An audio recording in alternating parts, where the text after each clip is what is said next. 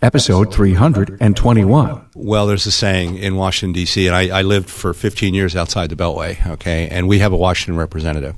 And there's a saying in D.C., if your interests are not at the table, they're probably on the table.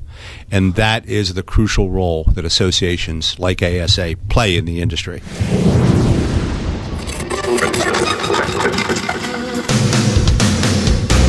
Welcome, aftermarketers, to Remarkable Results Radio. Listen to learn just one thing from today's episode on your journey to remarkable results.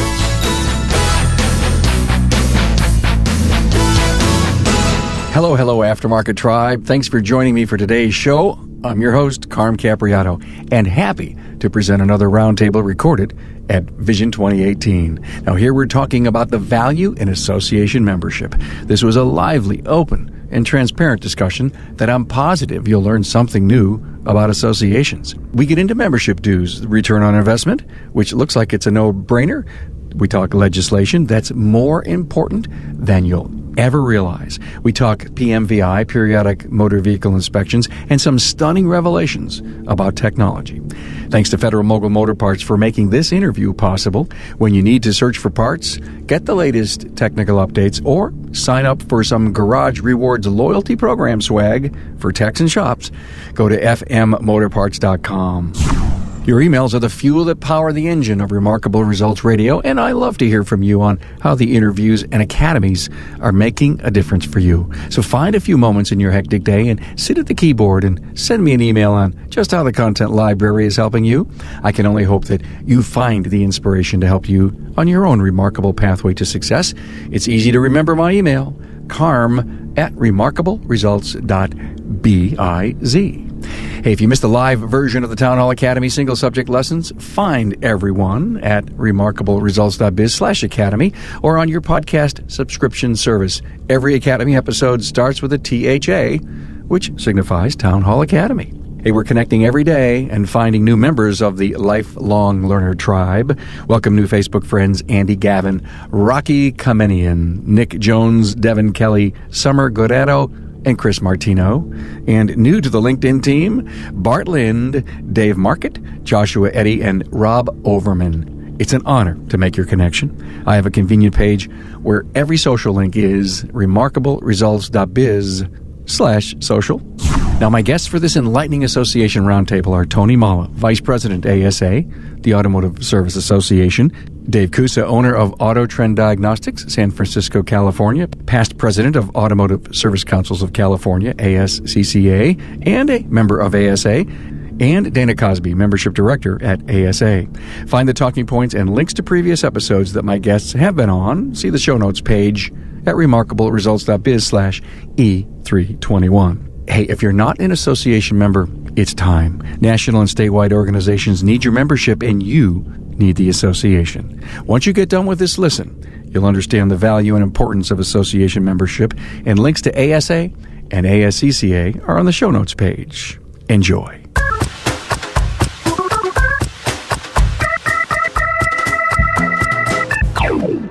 Hey, we're back in the Vision 2018 studio here at Vision Kansas City, and I'm here to welcome Dana Cosby, Membership Director at the Automotive Service Association, ASA. Hi. Hi.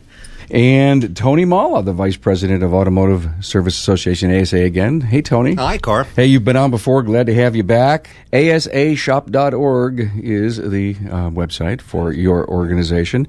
We also have Dave Kusa, podcast alumni, immediate past president of the Automotive Service Councils of California, and owner of Auto Trend Diagnostics in San Jose, California. Hello, Carm. Thanks for having us. Hey, glad to have you here, man. ASCCA.com. I've been in your building. You have. In California. I did a town hall live. That's right, with there. my gavel. Yes. What a great story.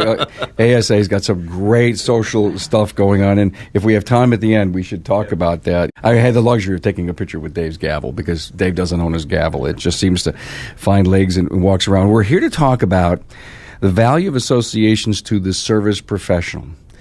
We've got great organizations in our country, and never before, Tony, do I believe we need to embrace associations just like we need to embrace business coaches, just like we need to embrace 100 hours of training. our industry is just rapidly in expansion, a lot of opportunities, consolidation.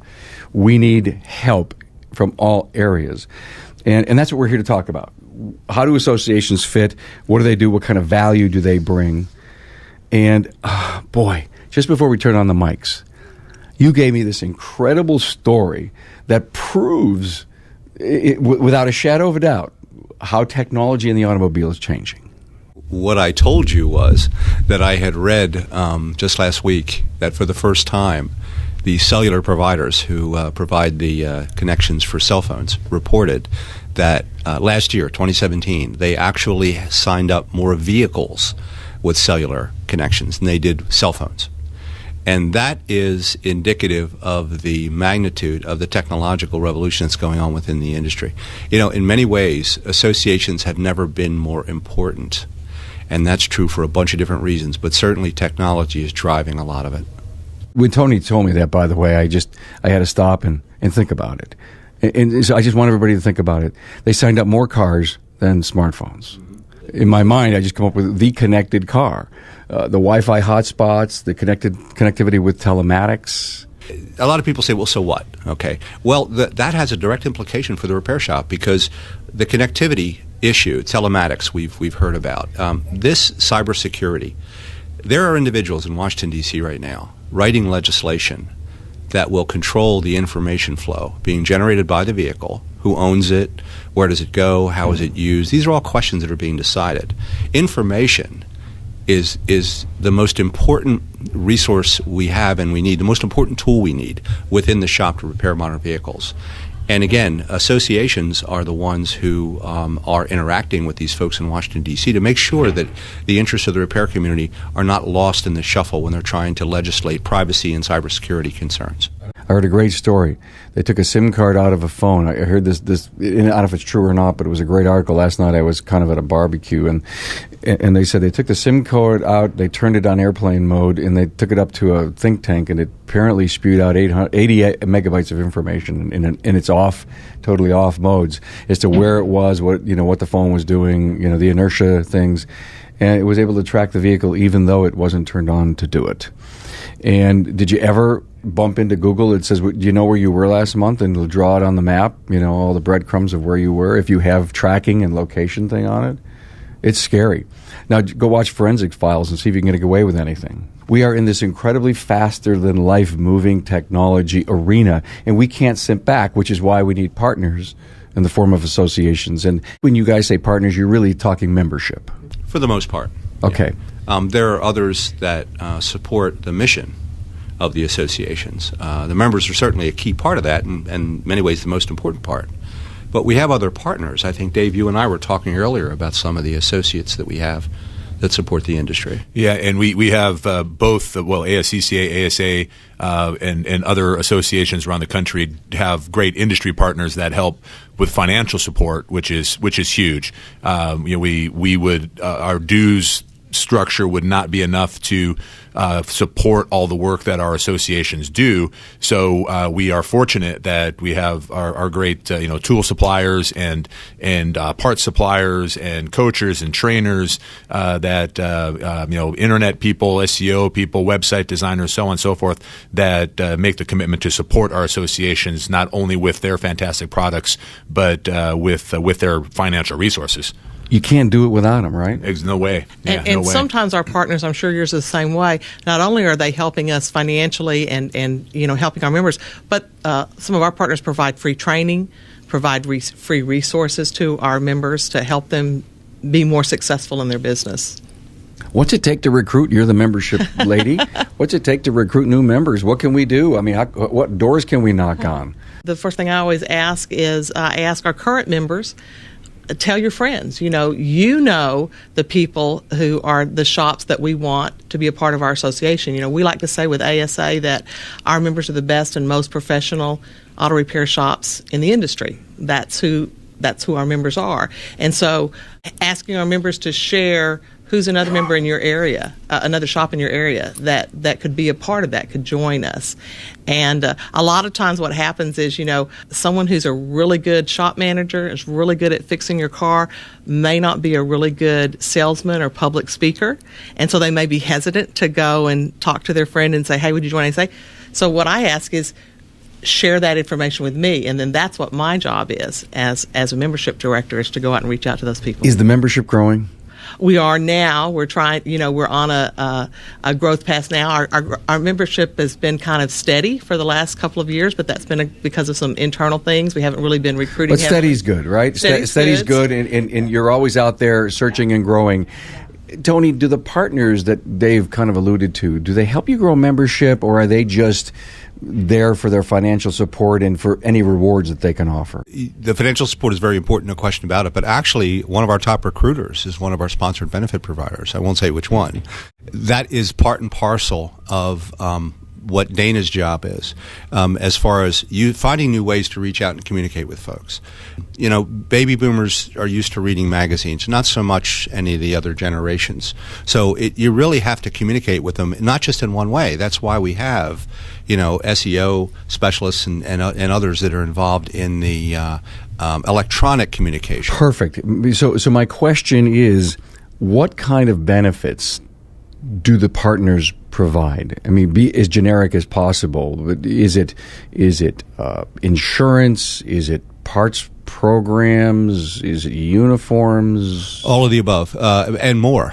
We have partners that will help you design your website, partners that will help you with wage and hour issues, partners that will help you with all aspects of what it takes to run a successful repair business these days. There's someone out there who's willing to provide a service or a product that will help you provide better service to your customers, more reliable replacement parts, warranties. Pretty much the sky's the limit. But support is the answer to your question. The support that we get from our partners, not just in the services and the products they provide, which are of course important. Everybody's used to getting benefits when they join an association, but it's become much more than that. And again, one of the most crucial things that we do these days really is on the legislative front. Again, Dave and I were talking about that earlier, because you're busy running your business. You don't have time to keep up with what's going on certainly sometimes even at the state level that you're in, but certainly not at the national level. So we like to say we've got your back while you're running your business. You said it earlier. They're writing legislation every day. Years ago, I was sat down by a very important mentor to me, and he looked at me and pointed his finger and he said, never forget the government's your partner, like it or not. And so you have to be involved in knowing what they're doing, because if you let your partner run amok and you don't open your mouth and say anything, which to me I look at is the single most important part. In a local level, you may not believe that ASA needs to have a presence in Washington, but you have to be there for us. Well, there's a saying in Washington, D.C., and I lived for 15 years outside the Beltway, okay, and we have a Washington representative. And there's a saying in D.C., if your interests are not at the table, they're probably on the table. And that is the crucial role that associations like ASA play in the industry.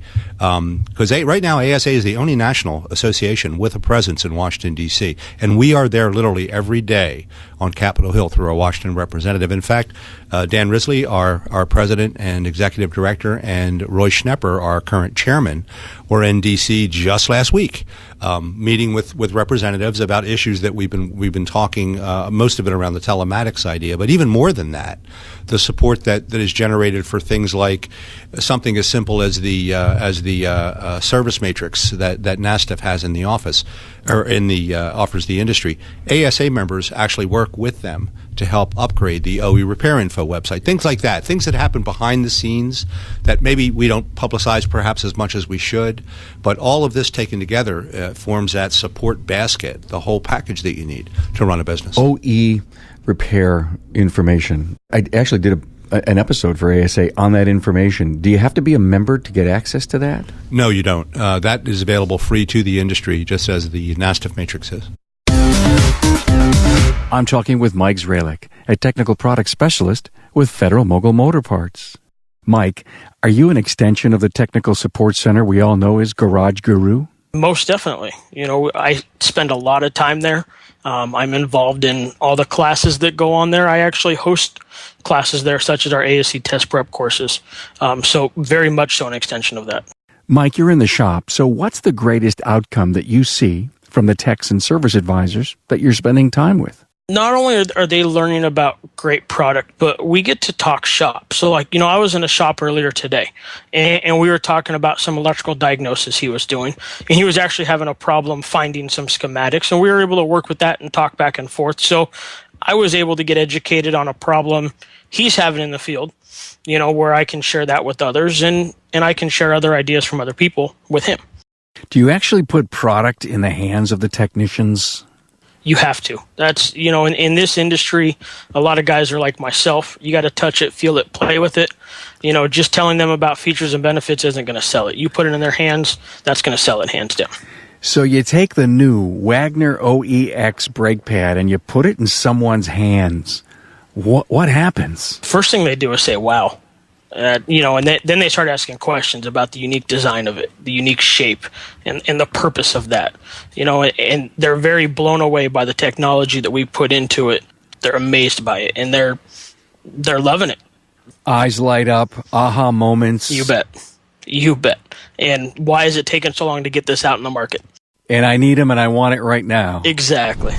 Federal Mogul Motor Parts' Garage Gurus is your go-to source for the vehicle training, technology, and answers you need to keep your next job on track. On site, online, or on demand, the Gurus are here to help keep your business and your career on the road to success. Visit fmgarageguru.com. David, California. To piggyback on the legislative aspects that Tony's talking about, the interesting thing that I have found, because I'm the current government relations chair for ASCCA in California, so we interact really closely with the Bureau of Automotive Repair, which is the agency that regulates us, and then also with state assembly and Senate members, and lots of battles and lots of stuff we support, of course. But the interesting thing about a lot of this legislation is, generally speaking, legislation is born of someone that has an issue. And I know it's hard to believe, but the legislators aren't actually experts in everything. So they hear from this certain group of people, and what that person is saying sounds like a great idea, until industry says, hey, wait a minute, right? It is a great idea, except it's in complete conflict with something else that you, Mr. Legislator or Mrs. Legislator, are completely unfamiliar with. We've had more than one case where, we've had legislation moving along and it comes to our attention because we, as Bob Redding is in Washington, we have Jack Maladonoff in Sacramento. This information will come to us that we have to start making phone calls and meet with legislators to make sure they understand the unintended consequences of what they're doing, on what it will do to our specific industry, and more importantly to our customers and clients. Right? I mean, that's the bottom line. Is not only we have to protect our industry, we have to protect our customers and consumers of our industry, because otherwise neither of us will exist. Give me an idea of a proposed law that you guys worked your butt off to be sure it did, or proposal that didn't become law, that would have really been totally chaotic and off the charts.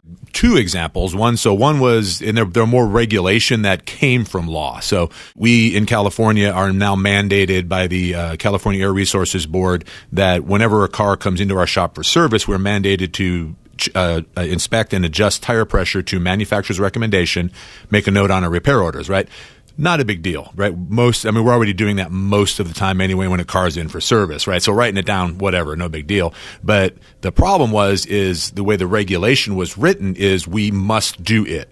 So in California, as I said, with the Bureau of Automotive Repair, anything I do or my technicians do on your vehicle, they have to have your express permission, right? And it's only fair. It makes sense, except that I have to say, hey, Carm, I'm checking the tire pressure on your vehicle. And you say, no, Dave, don't do that. I do that myself. I don't want you to do that. Well, ARB says California Resource Board says I have to do it.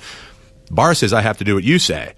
Who do I disappoint, right? Okay, so it was important in this case that we had someone at the table. Well, so this regulation came through, right, because it was part of an omnibus global warming bill. So as this, nobody's asking anybody about this regulation. It's going on by bureaucrats, and then it comes out, and we said, hey, wait a minute, right? This is how it works here in California. I know you don't know that, ARB. Why would you? So we were able to get that modified and changed so that it was palatable and doable for us. So you can say, no, I have to write down that you declined that I can do that. But the other funny thing about it was the only penalty in this omnibus bill was $250,000 fine or 5 years in jail, which is ever more per incident, right? So that's 4 tires on your car, right? I don't do it. Write it down. It's $1 million or 20 years in jail. So we changed that too. I am thankful that you caught that. Bob Redding's in Washington doing stuff for ASA. I don't have to be a member. It's already happening. So my question to the people that are going to listen to the podcast saying, hey, Carm, thanks for having the association guys in there and telling us all the great values that they're doing for us. I don't have to be a member. The point that I believe that exists is it goes on to government advocacy, resources, the quality of networking, the peers, the teams. There's so much learning when these meetings come together. And I think that's a missing part of the training and the camaraderie that exists in the industry. So, Tony, I'm the guy who's sitting on the sidelines saying, thanks for all you're doing. I don't need to be a member. Convince me. Well, there's a simple rule that my father always used to tell me: if you don't vote, shut up. Okay? While what ASA does and other associations do is on behalf of the entire industry, that's true. You can certainly choose to sit by the sidelines and let someone else do it all for you. But when we're talking about things like, best practices, ethics, being part of something greater than yourself, and boil it down to simple, enlightened self-interest. We look at things from a national level and a state level. Our example would be the PMVI programs right now that are under assault across the country. ASA is fighting the politicians who want to revoke these things purely to save money. Give them something positive they can say to their constituents. Look, I just saved you all this money. You don't have to fix your cars every year. There are pictures posted on the International Automotive Technicians Network every day of horror stories of vehicles coming in. It's pulling to the left all of a sudden. Yeah, because your right rotor is completely gone. Okay, that's how bad your vehicle's been neglected. This is a matter of public safety. Okay, if you think about the stakes of having highly automated driver assist systems like we have now, it's a great social experiment. We're basically conditioning people, numbing down their reflexes, if you will, because the vehicle itself corrects for their mistakes. Isn't it more important, if you're depending on that, to keep you from running into the guardrail when you hit that corner in the rain a little bit too fast, to make sure that those systems are operating properly? Okay, so these are the kinds of things that legislation is being written about. And again, while you some may say, well, you know what, you'll do this no matter what. Well, yeah, to a point we will, but without support, we can't do it for very long. None of this stuff is free. It is by the support from the membership dues, from our partners in the organization. That money goes to fund these types of things. And, at some point, again, most people really want to stand for something. And that's kind of at the heart of what we're talking about here. It's not just a zero-sum game where this will be done no matter whether I participate or not. Yes, it will get done, but maybe it won't for a lack of resources. So I'm hearing that because I'm an independent business person, I need this representation. I need these supply partners at a higher level to be on my team. And we need you to be involved to make sure that we are hearing your specific concerns. Again, we can look at things at a national level, but often things are very different at the state level. Dave's example was a great one.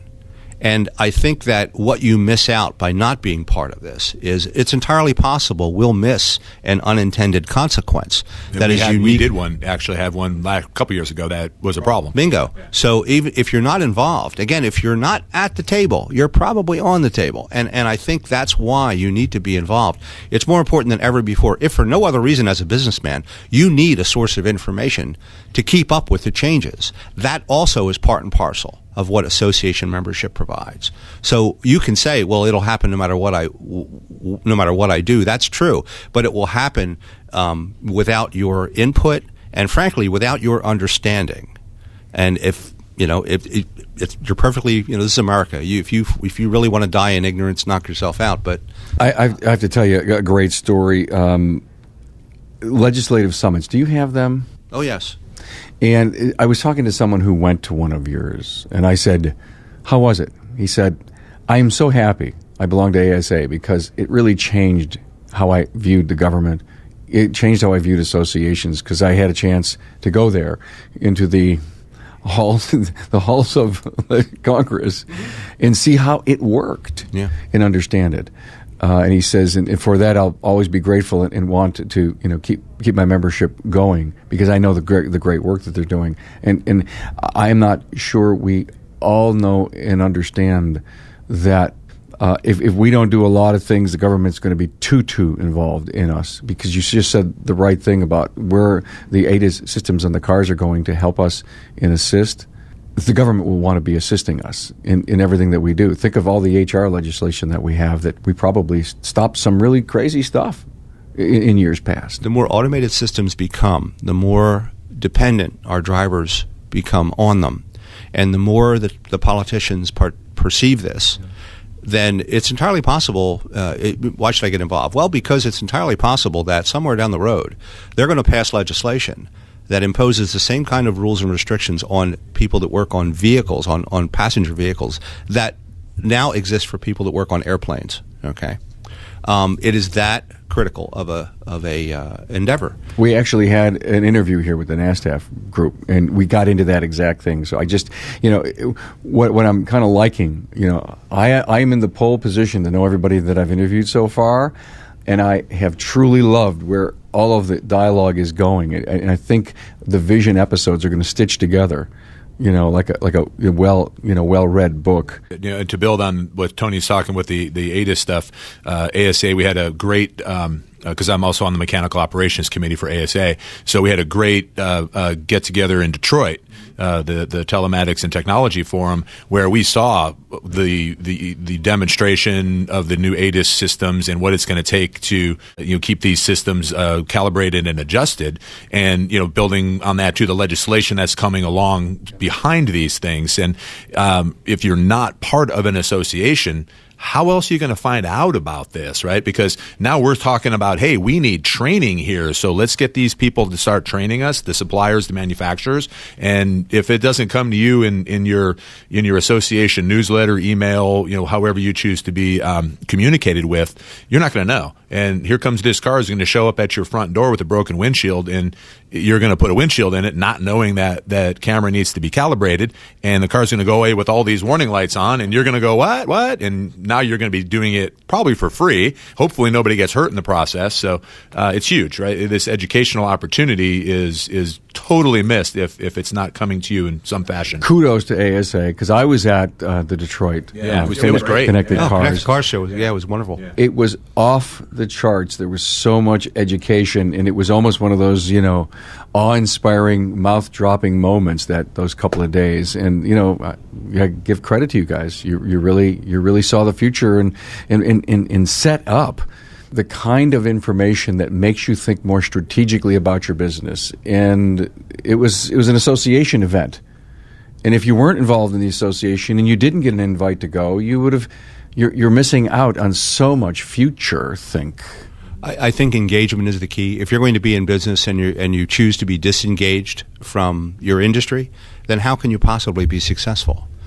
Things are changing too quickly. We're not doing business the way we did, 5 months ago, probably. Certainly not 5 years ago. And we are reinventing business models as we speak, and that is part and parcel of what ASA helps our members do, is to not just see what's coming, okay, but see what's possible. And it's all a question of preparation.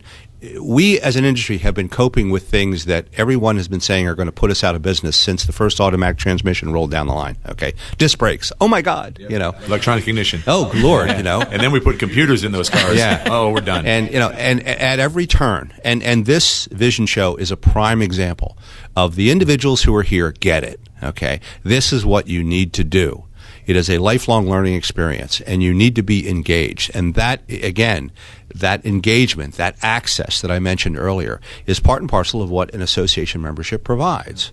You can't get it anywhere else. You can certainly do it on your own, and many do, okay? But we can help make it easier. You do have a business to run. And again, having an association help you understand what's next is critical to long-term survival. I love what you just said, because there's a lot of outsiders buying our businesses today. And, there's some money coming in, some entrepreneurs that love what they see in the industry. So they'll buy 2, 3, 4 shops, put a little 4-branch service group together, and they're outsiders. They need all the help in the world. And I've interviewed a few of them, and they credit that part of the knowledge that they learned in an industry they didn't know anything about was association membership. Sure. And I think Dana finds that out every day when we talk to our members. And going back to your original question that started all this is, I'm a independent shop owner. I'm going to get many of the benefits without joining. Why join? One of the things that happens, and we've been talking at a higher level, at the national level and the state level, but at the local level, within, like, you could look at a city area like Kansas City, Overland Park, but even within just the Overland Park area, association members get together at those chapter meetings, and they don't see that fellow businessman there as their competitor. They see them as, if we all work together to be the very best in the industry in our community, then that helps all of us. They work together to make sure that the consumers know that it's important to go to a shop that's going to follow a code of ethics, that's going to stay up to date on training, so that they're getting the best possible results of their business transaction. And sometimes it's as simple as, I was talking to a shop owner a couple of weeks ago that owns a shop in Gainesville, Florida, and she was talking about how she decorates her waiting area for her customers and how important it is for her to have impeccably clean bathrooms. Another shop owner said, oh yeah, I've got customers that stop by on the way to somewhere because they know my bathrooms are always going to be clean. We're raising the standards, and it's those association members that are raising the standards. And so if you want to benefit from that, then you need to be a part of the association. Yeah, I couldn't agree more on that, Dana. Cecil Bullard, another alumni, one of the many lessons I learned from him is a rising tide raises all ships, right? So, and you're absolutely right. When we're at our local chapter meeting in San Jose, having that exposure to others that are experiencing what we're experiencing and being not only receiving help but giving help, right? I use this example a lot. Another alumni, my good friend Pete Rudloff. I'm in California, right? He's in Delaware. It's hard to get farther apart across the country, but we had a Chrysler product that was in the shop, and the vehicle owner had actually shot the car. He shot the trunk, and it wouldn't stay closed now, right? Every time you start the car, the trunk popped open. So we were trying to figure. I came from the body shop. We're trying to figure out what's wrong with this car, and it was a stumper. It was a tough one. Well, Pete's probably the most foremost Chrysler guy I know in the country. He's a phone call away, right? And I say, hey, Pete, it's Dave. Here's what's going on. And we chatted, and he gave me some ideas, and we fixed the car. Without that connection, we'd still be probably trying to fix that car. I mean, eventually we would have got it, but how much time and energy did we save? Okay, but he's a ASA, you're a ASCCA. Yeah, Dave's also an ASA member. I'm an ASA member as well. Exactly. I got it. Okay, great, Dave. So there's the value of the network. Clearly, I see the value of associations, right? That's an important point to make. The associations work together. ASA and ASCCA have a wonderful relationship. We work with all of the other associations in the industry, some at the state level, some at the national level, mostly on the collision side. But, we're all dealing with common interests, and we're all dealing with common challenges. And it's that, I guess we used to call it networking. That is a very valuable aspect of membership, that you get the kind of resources that Dave just described. You meet individuals that you may not have run into under any other circumstances, that now you've not only got a lifelong friend, but again, you've got someone you can call when you have a problem. Exactly. And makes all the difference in the world between fixing it, having a happy customer cost effectively, or throwing your hands up and sending them back to the dealer. Yeah, and that's bringing that national, state level stuff, as Dennis said, down to my back door, right? I mean, literally my shop. So, and we do, we work with ASA. We're currently working. There's privacy legislation going on in DC surrounding connected cars and such, and we're working with ASA on that with an amendment that's coming in. We work in, I'll use the alphabet, right? CAWA, CAA, so it's the California Automotive Wholesalers Association, California Auto Body Association, California Automotive Business Coalition, right? We all work together in California because we are having the same challenges, and it's kind of pointless to all of us run the same direction separately, right? Let's run together, work together. And Jack Molodanoff, again, is lobbyist for us, for CAA, for CAWA, and he has the opportunity, talking back to membership, of saying, hey, I represent this number of people, not this number here, and this number here, but this group of people of these associations. And wouldn't it be great if he could walk into a legislator's office and say, hey, I represent over 150,000 business owners in the state, rather than 10 or 12,000. What a huge difference that would be. So if there's no other reason to be part of your association, same thing with Bob in DC, if there's no other reason to do it, that's the reason, right? They legitimately say, here's the voices I represent, and they vote, and here's what we would like. And that's horsepower. Otherwise, if we don't get engaged, we don't get involved, and we don't work together, the special interest groups take over. And you generally have a lot more money than we do. Absolutely. Yeah. Voice has to be heard. Dana, so I pay my dues. I don't care what it is. It's a number. The supplier, the partner, the benefits far outweigh that at the end of the year that would come back to you? Yes. I actually met someone, walked up to me. I was at Max 2 weeks ago in Florida, and someone walked up to me at one of the receptions, didn't know who I was, and said, the fact that ASA has my back, is representing me in Washington, is keeping an eye on the industry for what's going to affect me, that would be worth $1,000 a year to me. That's not what our dues are. They're not anywhere near that. That was the most important thing to her. Some of our members, it's actually it's a spreadsheet. These are the benefits that affect my bottom line, the cash that I get back, the discounts that I get, and it's 3 times what I pay in membership every year. Everybody's looking for a different So thing. people really will put a number to it. Oh, yeah. Yeah. If you take advantage of even one or two of the benefits that ASA provides, you cover your dues by several orders of magnitude. It's not hard to do. If you're spending any money at all on parts, that one of those programs alone will rebate you or credit you back more than your dues are. Can I assume that that's the top vendor benefit?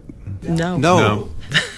So strangely enough, yeah. So we have in California, we have an endorsed insurance provider. So they are exclusive. What kind of insurance? All Health? Yes. Really? You can buy health. Yes. So you guys don't do health, do you? No, Tony? that's California. California's got different Still laws. can't cross state Still can't lines. cross Right. state Yeah. lines. I buy my workers' compensation insurance, my shop, my garage keeper's insurance, and my health insurance through them. And oh, by the way, because of an agreement with CAWA, we get a killer discount on dental insurance as well. So I can get all of that through our endorsed provider. The credit card, we have an endorsed, exclusive agreement with a credit card provider that we get. The rates are the rates, but what they do is kick back $350 of our dues back to us at the end of the year. They write me a $350 check every year in December. It's Merry Christmas, and then we also have endorsed exclusive agreement with the uniform supplier, right? So the money that I get from the credit card supplier, the money I saved on my insurance, the money I saved on my uniforms, way outweighs is way more than I pay in dues. I mean, I actually make money by being a member, right? I mean, this is a no-brainer. If everyone So you could can't see, tell me you can't afford it. I'm animating. I'm standing up. My hands are in the air, and I'm saying, duh. I thought he was having a seizure, right? And here Dave is convincing me that whatever number it is that I put down, I'm going to get the ROI. It'd be it's like being a day trader. I'm making money. Exactly. It pays. I get paid to be an ASCCA member, right? It's just a no-brainer. Now, would everybody have the same experience? Maybe not, right? I mean, if your brother-in-law is doing your insurance, maybe our guys can't save you money. I don't know. But that's my specific example, and it certainly would be worth looking at. So how do you guys get new members? You phone call? You visit? Yes. Yeah, we're doing everything. Dana's actually exploring several new ideas with some. We're having meetings here, in fact, to look at some of those. Okay. So we've actually just started a new program this year, which we're calling our membership liaison program. So historically, we years past had a dedicated membership person similar to Dana, but this being not nationwide, we could actually go to shops, right? This person would go to shops and sign members, and they got paid to do that. It became financially unavailable for that to happen for a while, but we have created a new program. So we have currently 3 liaisons that they are compensated for gaining members, but it's boots on the ground. And historically, that's the best way that we've been able to gain members is actually have a industry partner or a former shop owner go to the shop and say, hey, I live your life, and here's why you need a member of this association, and here's what we do. Right, and we've just started it, so far it's been okay. We'll see how successful it is, but I have great hopes it's going to be phenomenally successful. And for us, since we're nationwide, some of our partners, that's what they can do for us. They can be our sales force for us, because they're already going and visiting all the shops. So if they can say, hey, I don't see an ASA sign anywhere. I don't know if you know about ASA. Here's some ASA information. And by the way, because of our partnership with ASA, if I can save you money on this deal that I'm about to cut on uniforms or parts or insurance or whatever. So we can use them as our boots on the ground. Do deals like that close, Dana? Oh, yes. Okay. We have 2 states right now. We're here in what is the ASA Midwest area. So we have an affiliate here in Midwest that represents 6 states: Missouri, Kansas, Nebraska, Iowa, Oklahoma, and Arkansas. They touch. So they have an executive director in Sherry Hamilton, and they also have some resources there. But we have a couple of states, or actually several states, including 2 large ones, California and New York. We don't have a state affiliate. We don't have any chapters. It's our partners that are going and getting us our members, and they're some of our fastest growing states. I live in New York.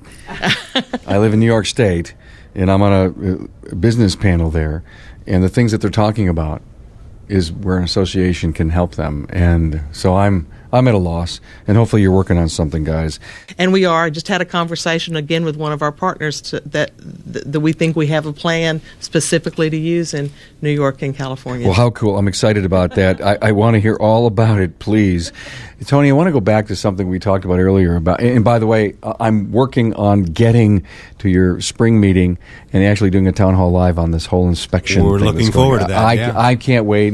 And so in preparing for that, because I always research, I sat down with a bunch of shop owners, and I went around the room and I says, so tell me about state inspections. Which of your states have them? No, New York, yes, and I can't remember the other ones that I said. And are they really valuable? And the guy from New York says this: been to Florida? Yeah. He says, and when I go, I see more cars on the side of the road with wheels looking like that. There is so much broke down stuff in Florida, and they don't think it's important. You could do a whole show just on war stories of cars like that. And I'm in California. We don't have snow, and we still see cars like that. So places in the country like New York where you deal with the weather patterns, I can't imagine what goes on. We could do a whole show on that if you want. Yeah, well, we're seeing it every year, yeah. and we're fixing it. And obviously, we've got to have a better safety record for our vehicles on our roads. I mean, there's a lot of stupidity in how people drive. You don't want the mechanics of the vehicle to contribute to that. And someone told me that one of the states figured out. Well, listen to me. They were charging $5. It was costing them so much for the sticker, and they were only making $1.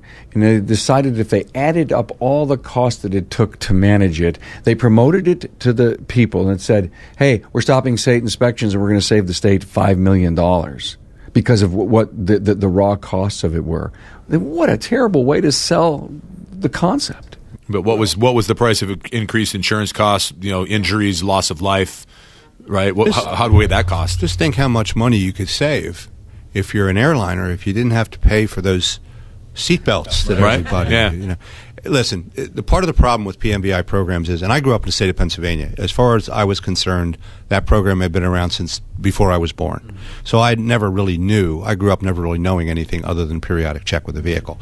And every time you took the car in, it wasn't necessarily a problem. In fact, it might have been a light bulb out, something like that. Most of the time, it was fine. but every so often, you found out something. The brakes are working fine. Yeah, they are working fine. They'll be working fine for about another 2 weeks. Then you're going to have a problem. Guess what? Your next inspection isn't until 6 months. They used to do it twice a year. So it would catch problems before they became something that potentially could be a safety issue. The problem there has been research done that has shown that safety inspections do have an impact. But it's tough to prove what didn't happen. How do you know how many times that you kept an accident from happening because of a safety check program? You saw that brake pad that was wearing at an angle, which indicated another problem that maybe it was transparent to the driver, or the fact that they had adapted to the fact that it occasionally pulls left when I step on the brake. I just steer it a little bit right. Well, that's great when you're coming to a slow stop, but if you suddenly have to have a panic stop, that could throw the car completely out of control. Consumers tend not to think through this stuff. And it's even more true today. When most consumers open the hood of their car, what do they see? Another hood. Yeah. A lot of plastic. Because there's nothing, they don't feel there isn't anything they can touch. It's even more important, again, and I'd use the ADAS systems as an example. It's even more important than it ever has before because they are built better. Parts do last longer. Systems do operate much more safely. And they'll actually compensate for wear. So it's even more important that the vehicle be periodically checked by a qualified expert to make sure that everything is operating as it should, because so much depends on the entire system working together than it ever did before. Mechanical systems are very forgiving. Electronic systems, not so much. It's interesting that you talk about the state that thought they were saving money and how great it was. Right now, Uber and Lyft and whatever rideshare programs there are that out there, and in Texas it was a big issue about how are we going to regulate them either by the city or state. You want those vehicles to be, that they've been inspected and they're safe for people to get into. So on the one hand, you're wanting to be sure that the car you're getting into to allow somebody else to drive you is a safe automobile. Why wouldn't you and as many people as use those, that's still just a drop in the bucket to somebody going and getting their own vehicle and driving down the road. Why wouldn't you want that vehicle also inspected more for safety? More importantly, why wouldn't you want the car next to you? Yeah, inspected for safety. Yeah. To be safe, right? Yeah. It isn't for the people that are doing it right. It's for the people who aren't doing it at all that you need these programs. This is such a healthy dialogue, Tony, and I know we got to get into it in depth when in May when we get out to Orlando, but I can't help but think that that's the hook to get universal USA inspections going on. If it's good for Uber and Lyft, it's got to be good for us. If you look at every major fleet in the country, whether it's a rental car fleet, truck fleet, they all have preventive maintenance and vehicle inspection programs as part of their normal maintenance routine. And actually, a number of shops out there do offer consumers at a price a safety check every so often. I take advantage of it myself with my family cars at least twice a year, in the spring and in the fall. Look it over. I don't care if it costs me $50. Tell me if that fan belt looks like, or that hose, or those brakes don't look good, or its tire looks a little funny. Whatever. I know I'm having a professional take a look at it, just like going to the doctor. I feel fine. Let's make sure that that's true. So I talked to Greenwood earlier, Bob. He was in there with Bill Haas. We were doing something on, coach's perspective on the future shop. And, I think it was then, or was it at lunch, Bob went on a rant about, having a comprehensive vehicle inspection that you charge for. Could cost $150, kind of almost even more than a pre-used car inspection. What do you think of that, Dave? I think it's a great idea, and at Auditorium we've been doing that for years, right? So our standard service is what I call our 6 months, 6,000 mile vehicle maintenance and inspection service, right? And yes, we changed it on the filter, but it's that front to back, top to bottom inspection as well. It isn't cheap.